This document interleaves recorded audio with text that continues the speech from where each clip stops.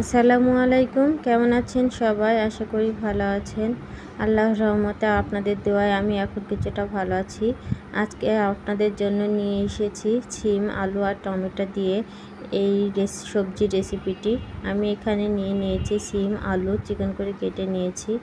এখন চুলায় চলে যাচ্ছি। চুলায় কড়াই বসিয়ে দিয়েছি তেল, তারপরে দিয়ে দিয়েছি পেঁয়াজ কুচি, আর এর সাথে আমি 3-4টা কাঁচামরিচ ফালিয়েও ব্যবহার করব।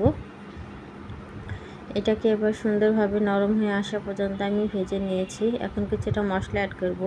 দিয়ে দিচ্ছি সরিষার কাঁচামরিচ একসাথে বাটা, জিরা বাটা, সামান্য একটু রসুন, হলুদ, লবণ, এগুলোকে দিয়ে মশলাটা সুন্দরভাবে কষিয়ে নিয়েছি তেল ছেড়ে আসা পর্যন্ত।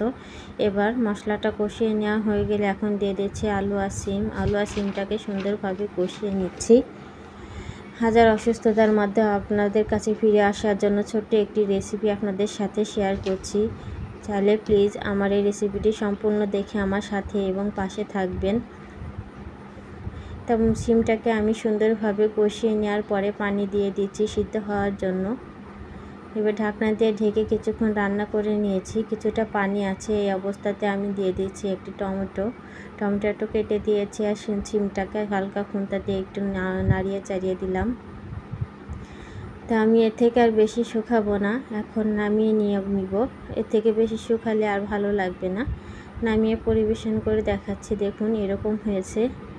তো আমার এই রেসিপিটি যদি ভালো লেগে থাকে প্লিজ লাইক, কমেন্ট, শেয়ার ও সাবস্ক্রাইব করতে ভুলবেন না। আর কাজটি যদি করে থেকে থাকেন তাহলে অসংখ্য ধন্যবাদ।